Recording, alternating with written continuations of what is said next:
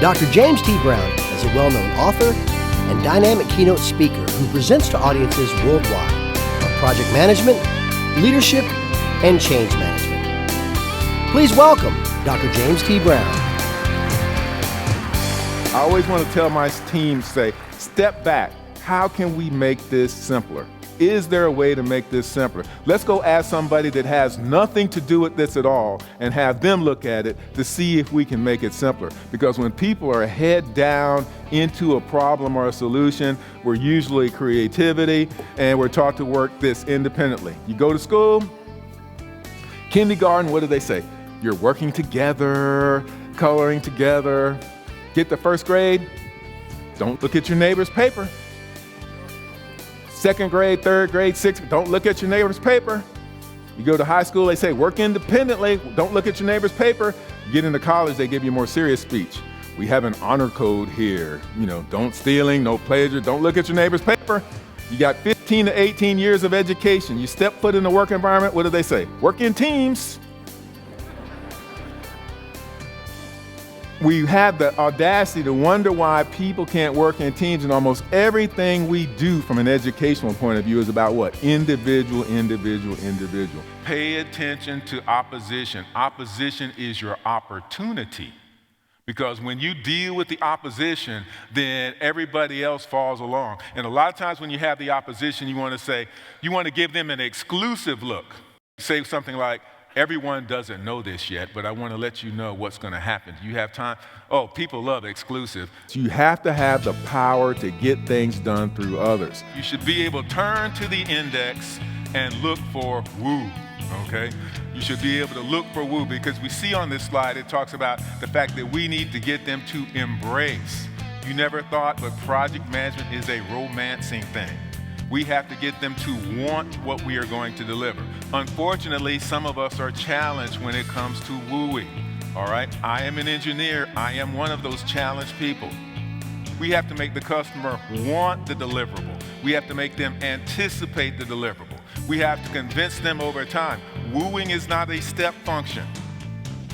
It's not a step function. It's not instantly, woo, got it. No, we take time in incremental steps, which also implies what? That we have a plan. Two things I love to watch on TV, NFL football and Capitalism. All right, so in the morning, I'm watching CNBC, back and forth between ESPN, depending upon what happened at football last night. And the good thing about NFL football is this. It's somebody's job, written in their job description. Run somebody else flat over and celebrate. That's a good job. Well, here's the thing about capitalism. Same thing. Your only right to exist as a company in capitalism is that you can execute faster, better, cheaper, or you won't exist. We all know what? Some companies existed 5 years ago, don't exist today. As we sit here with this many people in the room, somebody's working for a company that will not exist in 5 years. Selling is critically important. You have to sell the team that this is important work. You have to sell the stakeholder that you're going to be. It's all about selling. And if you don't understand the fundamental aspect of selling, you're cheating yourself. And it's like you're playing the game with dragging a big ball and chain around. It's just not worth it. Relationship building. Politics and people skills and politics. You must be a relationship builder. Now, I'm an introvert. I'm an extreme introvert. I can speak in front of people, doesn't bother me. But that social interaction that you have outside where you say hello, how are you, and all of that, then I have a real problem with that. I can't do that. It nauseates me. So what usually happens is I meet one person and I cling to them until they say, I'm going over here. And I know they're going to do it, but I don't care. I will ride until they kick me off the train. All right, so that's just how much of an introvert I am. So when I went to work for NASA, I said, I'm going to work harder than anybody else and rise to the top like cream. And you know what they did? They throw the work over the cubicle wall. I'd execute the work, throw it back over the cubicle wall. Me and my laptop. As long as I have a laptop and a computer, I'm happy. I do not need to see people. And after 10 years of my nose to the grindstone doing that, Guess what I had? A flat nose.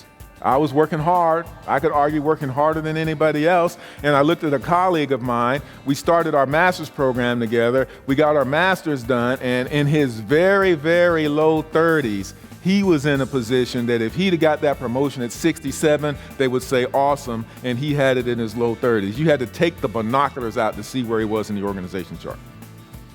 That's when I said, what did he do that I didn't do? A lot of people criticize. They say, oh, here's the golden boy. Here's the chosen one. Here comes the anointed. But what did he do? Do you know what he did? He actually left his cubicle and talked to people.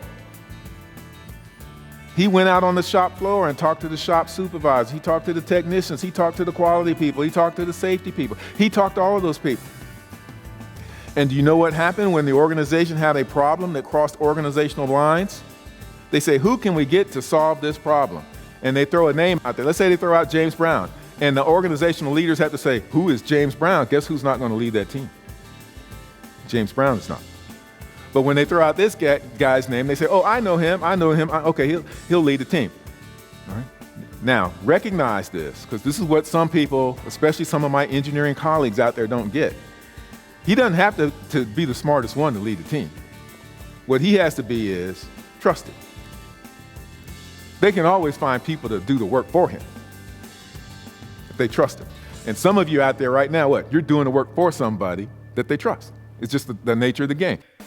Whenever you have the unknown, people will imagine the worst. That's what they're going to do. So if you aren't aggressively communicating what the future state is and how you're going to get there, people are always going to imagine the worst, and they're going to act as if the worst is going to happen. Their behavior is going to act as if the worst is going to happen. When we like someone, we're more likely to comply. When we like someone, we're more likely to comply. And here's the thing. We like people that compliment us. And this is what the research says. Now, when I say research, most of us would say, oh, I am not like that. I'm not like that at all. But the research says we like people that compliment us even when we know they are lying. When I read this, it was like a light bulb, fireworks went off in my head. Did you ever wonder how some people at work that are so obvious brown nosers, always doing, you wonder, how come they just can't see through that? And then I read this, we like people even when we know they are lying. Now, I always believe in maintaining integrity, so I don't believe in giving anything false, no false compliments, no false this, but I would say this to you, you never miss an opportunity to give someone a genuine compliment. You never let that pass by, even no matter how trivial it is. If you'd like Dr. Brown to speak for your next event, contact him at drjamestbrown.com.